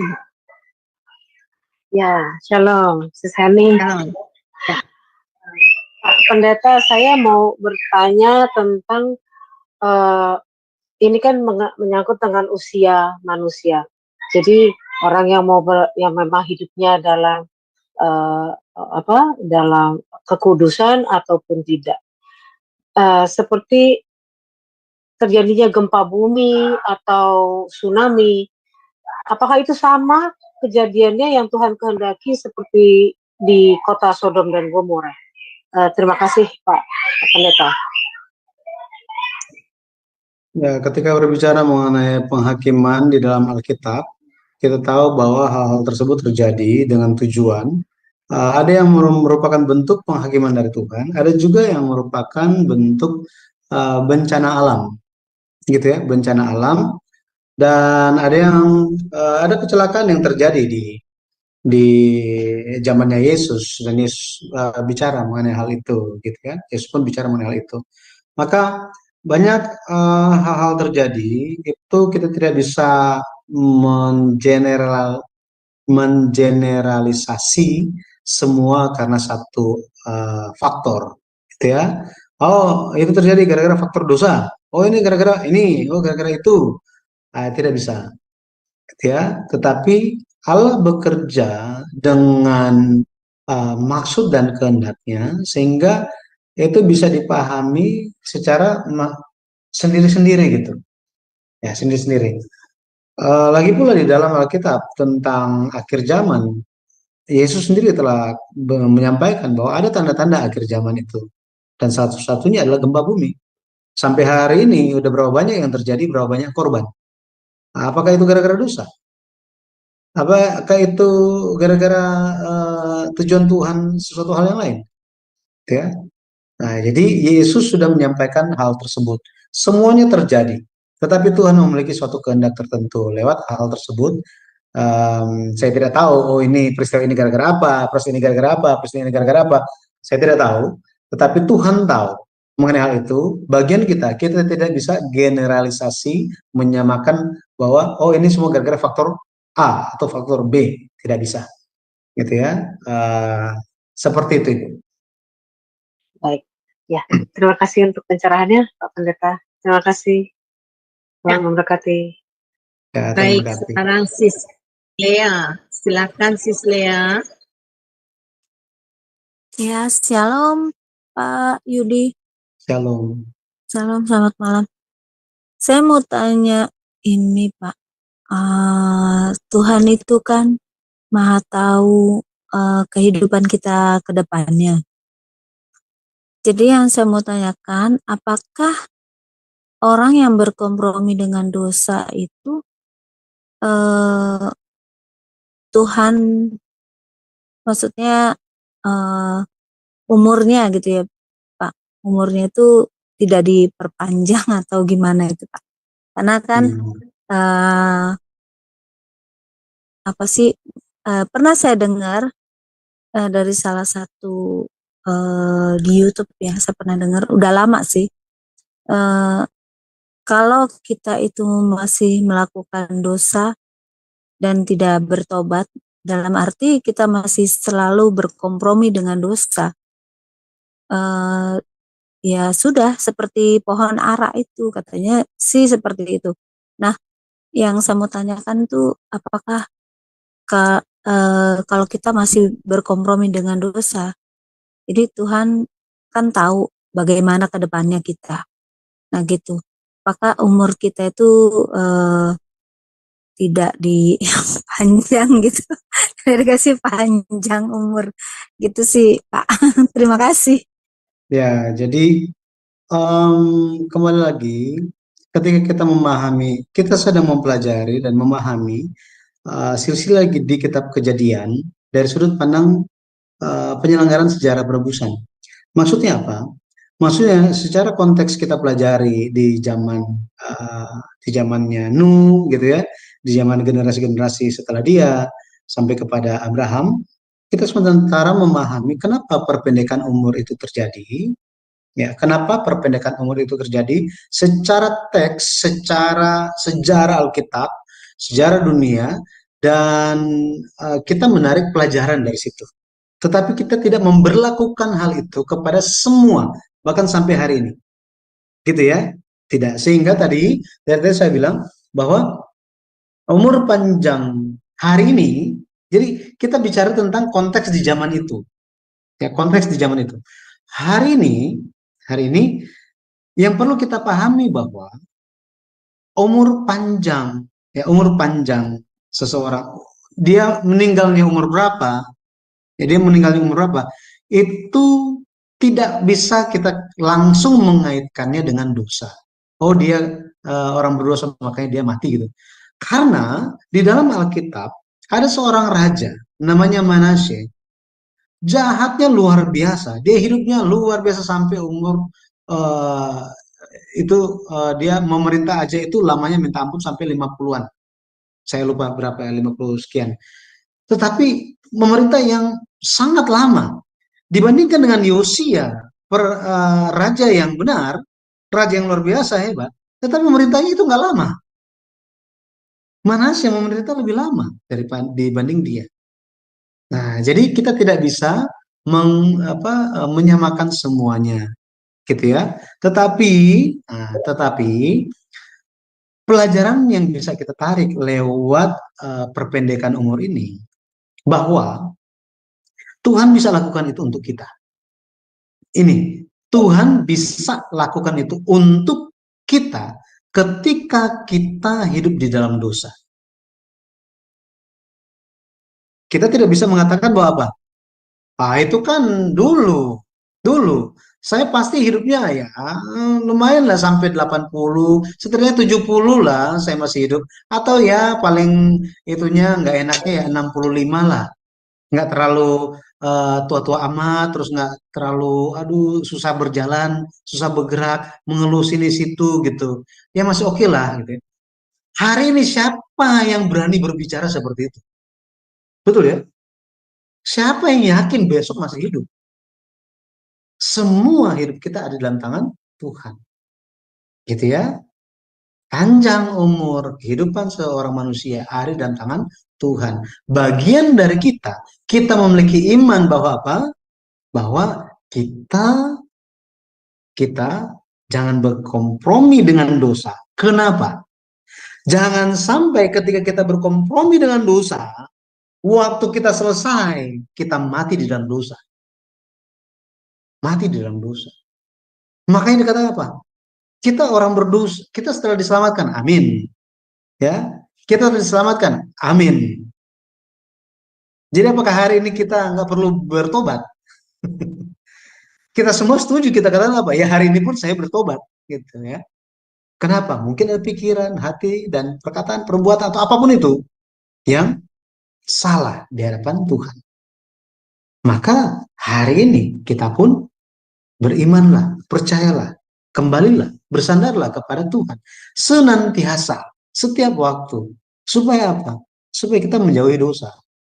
Gitu ya. Nah, jadi kalau misalnya berkompromi dengan dosa, ini biarlah kita jauhkan. Gitu ya. Kita jauhkan dari hidup kita, dari hidup orang-orang sekeliling kita. Kita kasih nasihat itu. Kenapa? Karena Tuhan, kita perlu ingat, jangan sampai orang pun berpikir begini, ya kan bisa anytime berbalik dan bertobat. Iya, ada ya berpikir seperti itu. Nantilah apa ke gereja. Saya masih umur 20-an, masih 30-an, aduh masih banyak yang saya belum nikmatin di dunia. Betul ya? Tetapi Tuhan tidak bisa dibohongi. Tidak bisa, tidak bisa. Gitu ya. Tuhan akan menghakimi kita, membalaskan kepada kita sesuai dengan apa? Perbuatan kita. Tuhan itu adil. Dia kenal kita semua. Jadi pemikiran-pemikiran untuk antisipasi lebih baik antisipasi yang baik saja. Itu antisipasi tentang firman Tuhan bahwa apa? Bahwa ya masih ada waktu, saya masih hidup. Mari kita menjauhi dosa, mari kita ya, hidup di dalam jalan Tuhan. Ya seperti itu. Bagaimana maksud Tuhan itu memang itu misteri, misterinya Tuhan dengan Dia.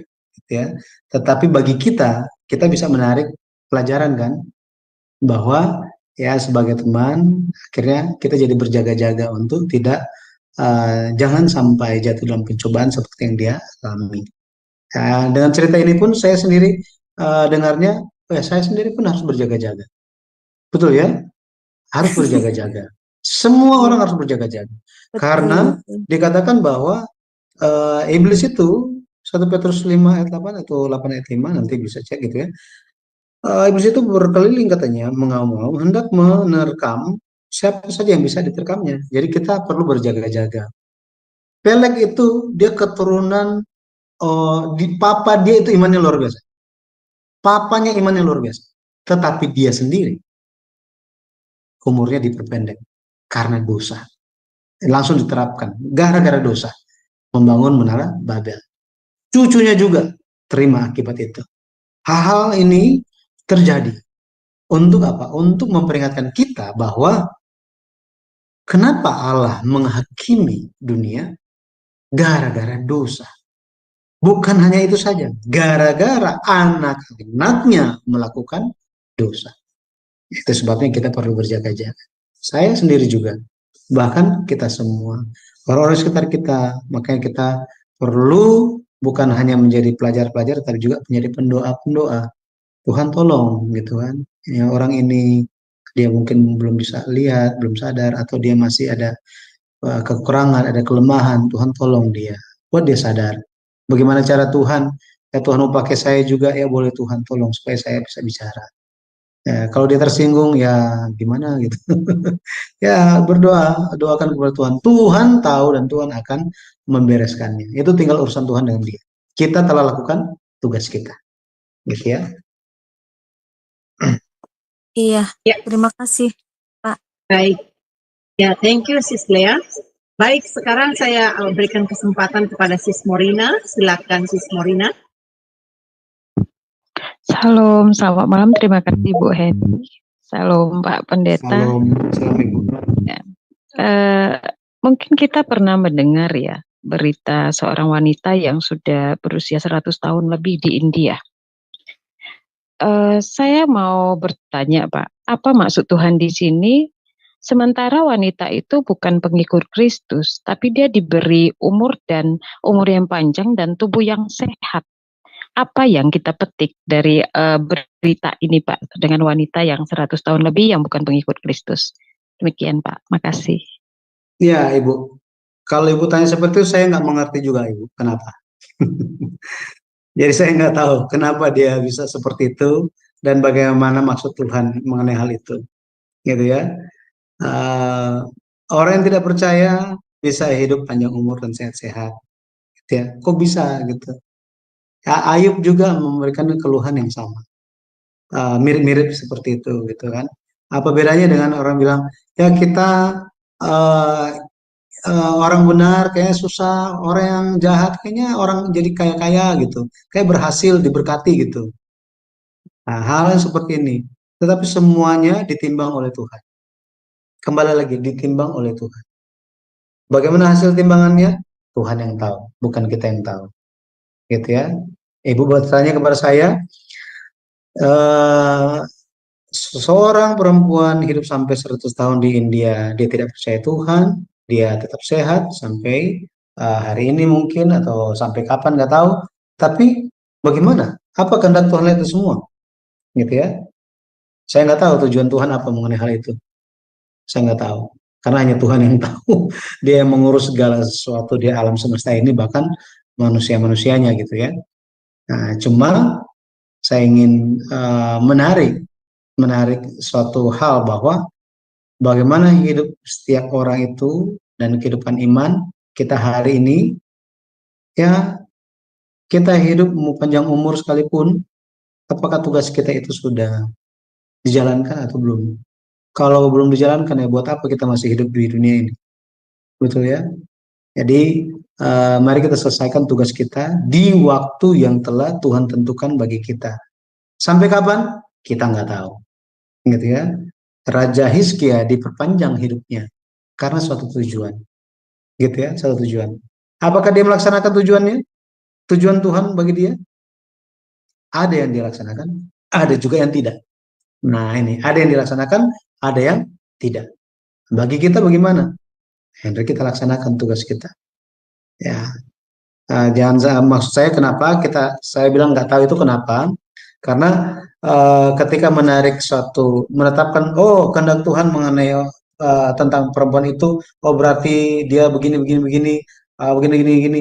Nah ini pada akhirnya kita jadi so tahu tentang kehendak Tuhan mengenai hal itu, gitu ya.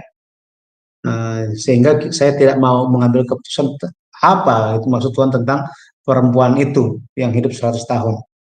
Ya, ibu tanya saya bilang saya nggak tahu. Tetapi saya memaknainya bahwa kita hari ini menghargai waktu yang telah diberikan kepada kita sesuai dengan Mazmur yang katakan ya biar Tuhan mengajarkan kita tentang menghitung hari-hari supaya kita bisa menjadi bijaksana. Betul ya? Itu sampai ada lagunya kan? Ya, ajar kami Tuhan menghitung hari-hari agar kami beroleh hati bijaksana. Ya, jadi hari-hari telah diberikan kepada kita. Untuk kita apa? Untuk kita mencari Tuhan, lakukan kehendak-Nya, mengenal Dia, bertumbuh, dan laksanakan bagian kita. Supaya kita jadi bijaksana untuk mempersiapkan waktu kita. Mempersiapkan waktu kita. Waktu kita apa? Waktu kita masuk surga kita udah siap. Ya, seperti ini. Banyak orang yang tidak siap. Bahkan hamba Tuhan pun banyak yang tidak siap. Saya sendiri bertanya-tanya, apakah saya siap? Betul ya, setiap orang kan punya waktu. Ada yang bilang apa? Waktu lahir bisa ditebak gitu ya. Siapa duluan, setelah itu siapa yang lahir, itu siapa kemudian yang lahir. Ketika kita meninggalkan dunia ini, siapa yang tahu? Gitu, tidak ada yang tahu. Ya demikian Ibu. Ya, maaf ya, saya nggak bisa jawab sepenuhnya.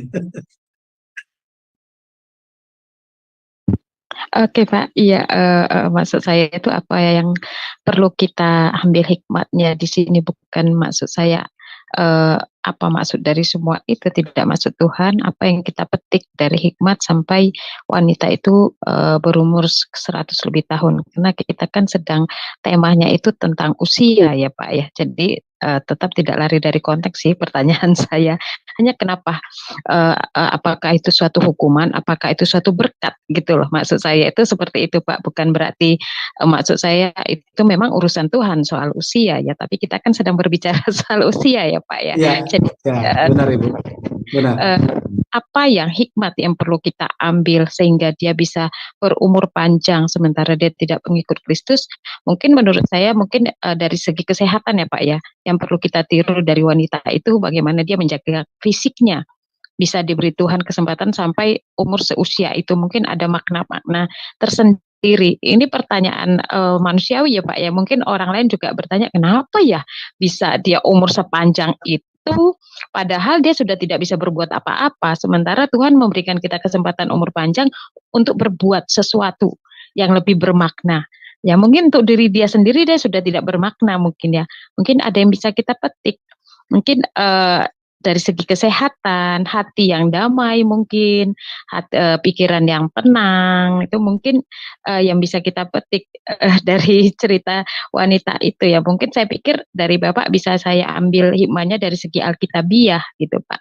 Tapi ya terima kasih kalau Ya, sudah jadi terjawab. Ibu sendiri sudah bisa menjawab pertanyaannya. Ya. Hikmah, karena kalau bicara mengenai hikmah, setiap orang bisa melihatnya masing-masing. Ketika Ibu bilang hikmah secara dari sudut pandang secara rohani, saya pun nggak tahu, Ibu. Mohon maaf gitu ya. Jadi saya juga nggak tahu, saya nggak kenal itu dia siapa, bagaimana hidup dia, bagaimana dia telah menjalankan pola kehidupan dia, seperti apa, apakah dia itu ada damai sejahtera atau tidak, ataukah itu sama seperti eh, beberapa lansia yang di kampung saya ber yang justru mengeluh udah kalau orang Manado bilang so siksa udah udah udah sangat menderita katanya gitu dengan usianya nggak bisa ngapa-ngapain dan lain-lain gitu. Jadi hikmahnya itu bisa diambil masing-masing. Ibu bisa itu saya nggak bisa uh, tahu hikmah secara rohani seperti apa. Ya, mohon maaf keterbatasan saya ya. Terima kasih Ibu telah Ya, sharingkannya bagi kita. baik. Terima kasih ya Sis Morina yang telah ambil bagian dalam pertanyaan. Berhubung waktu kita sudah larut malam, Bapak Pendeta juga masih istirahat.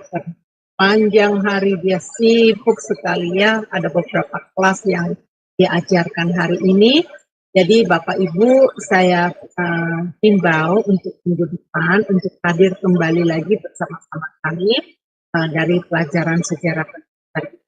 Hari ini kita sudah belajar bagaimana Pelek, Rehu, Seru, ya, Nahor, dan Tera mendapatkan pendek ya akibat dosa mereka. Dan kita melihat Eber yang tadi dijelaskan ya, yang hidupnya melampaui Abraham, dia melewati ya, jadi itu luar biasa. Dan saya pribadi Bapak Ibu waktu saya dulu belajar pertama sekali saya banyak mengeluarkan air mata bukan karena sedih. Saya terharu banget mengetahui peristiwa-peristiwa ini dan di situ karena saya memang sudah niat ya untuk hidup serupa dan segambar dengan Kristus, ternyata melalui pengajaran sejarah penulisan, melalui tokoh-tokoh leluhur kita itu mengajarkan moral. Jadi moral yang jelek itu jangan diikutin, jadi kita harus ikutin moral yang baik supaya kita juga diberkati dan kita akan masuk ke dalam gerbongnya, di dalam tracknya, ya, di dalam sorga. Itu tujuan dari kita yang kita mau. Tidak ada orang yang hidupnya main-main, ya, hidupnya tidak serius, itu akan bisa masuk dalam sorga. Itu ada pelajaran yang sangat menarik ya tadi Pak sudah menerangkan mengenai 5 gadis bodoh, 5 gadis Itu saya kalau dari pengajaran yang lama, saya diajarkan dengan pemahaman yang demikian. Tetapi setelah saya menerima pengajaran sejarah penulisan, saya terkesima, oh ini tak arti yang sebenar. Jadi saya berharap juga one day, ya, satu waktu Bapak Pendeta Yudi mau menjelaskan pengajaran Bodo 5. Banyak sekali Bapak Ibu yang harus ditetapkan. Mengenai Terah umurnya juga, banyak yang mengatakan umurnya sekian, tetapi kenapa Rasul Stefanus ya bisa mengatakan di Kisah Para Rasul berbeda. Nah, itu ada penyingkapan-penyingkapannya melalui pengajaran sudut pandang sejarah penebusan ini kita bisa melihat mana penyingkapannya. Jadi Bapak Pendeta, sebelum kita mengakhirinya, Bapak Pendeta kasih rangkuman dari pelajaran kita hari ini dan mohon doa dan berkatnya. Silakan Bapak Pendeta. Baik, jadi pada akhirnya lewat usia-usia dari Bapak Luhur kita di Kejadian pasal 11, kita bisa melihat bagaimana faktor dosa itu, karena manusia jatuh dalam dosa, pada akhirnya umur manusia itu makin diperpendek. Dengan diperpendeknya umur manusia, membuat manusia bertanya-tanya, kenapa nggak berpanjang? Sehingga perlu mencari jalan bagaimana supaya bisa terus memiliki hidup. Dan hidup yang sejati itu dibawa oleh Yesus Kristus. Dia datang dan memindahkan kita dari maut ke dalam hidup. Dari garis maut ke garis hidup. Sehingga kita semua bisa pada akhirnya memperoleh hidup yang kekal bersama-sama dengan Tuhan kita.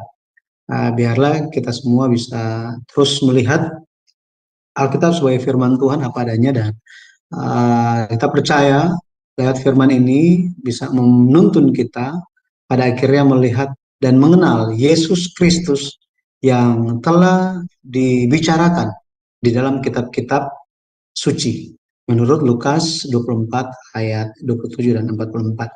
Tuhan Yesus memberkati kita semua. Mari kita berdoa. Bapa di surga, terima kasih Engkau telah menyertai pelajaran kami, kelas kami di malam hari ini. Kiranya kelas ini memuliakan nama-Mu ya Bapa. Bila mana ada yang disampaikan belum sesuai dan apa yang Engkau kehendaki, kiranya Engkau yang mengampuni hamba-Mu yang berkekurangan ini. Kiranya Bapa hanya firman-Mu saja, hanya apa yang Engkau kehendaki, yang kami ingat dan kami pahami. Bapa, kami hamba berdoa ya Bapa, kiranya Engkau yang terus memakai Shema Adonai channel ini sebagai alat untuk menjadi berkat Tuhan bagi banyak orang yang mencari kebenaran firman-Mu. Lebih lagi ya Bapa, kami semua yang mengikutinya, pakai kami supaya kami bukan hanya mempelajarinya, memahami sejarah perusahaan dari Tuhan, bukan untuk diri kami sendiri, tetapi kami juga membagi kesadaran-kesadaran rohani kami, keharuan Roh Kudus ini bagi orang-orang di sekitar kami. Dan biarlah Roh Kudus-Mu saja yang senantiasa membimbing kami, sampai pada akhirnya ya Bapa, kami pun benar-benar Engkau akui sebagai anak-anak-Mu, dan Engkau yang akan mengakui kami, dan Engkau yang akan membalas setiap usaha kami, setiap perbuatan kami sesuai dengan belas kasih-Mu dan sesuai dengan kerelaan hati-Mu. Bapa, terima kasih. Kiranya Engkau yang menyertai setiap hal yang kami lakukan dalam kehidupan kami. Kiranya Engkau yang senantiasa menyertai setiap anggota keluarga kami, dalam setiap pekerjaan, di dalam setiap sekolah, studi, bahkan kegiatan-kegiatan kami ke depannya. Bahkan bagi kami yang akan beristirahat malam hari ini, tolong Bapak Engkau yang akan menjaga. Engkau pun ya Bapak akan menyertai bagi setiap anak-anak-Mu yang dalam perjalanan. Engkau Bapak yang akan melindungi kami dan kuasa-Mu ya Bapak, dengan kuasa-Mu dan malaikat-Mu senantiasa berkemah sekeliling rumah dari orang yang takut akan Tuhan dan memberikan kepada kami setiap damai sejahtera daripada-Mu. Terima kasih ya Bapak, kami mengucap syukur kepada-Mu sampai kami bertemu kembali. Kiranya Bapak kesehatan dan kekuatan tetap menjadi bagian kehidupan kami. Dengan menikah nama Yesus Kristus yang kudus, kami berdoa dengan penuh ucapan syukur. Amin. Amin, amin. Terima kasih Bapak Ibu. Tuhan Yesus memberkati. Iya, terima kasih ya. Baik, untuk Bapak Ibu yang terima kasih untuk kehadirannya. Saya percaya ini memberkati Anda kalau boleh tolong di-sharekan video-video dari kami dari Sema Adonai ya untuk teman-teman sekalian supaya mereka bisa juga mendapatkan hak sama seperti. Baik, untuk para operator saya akan meminta untuk sampai ketemu lagi dari kami Sema Adonai.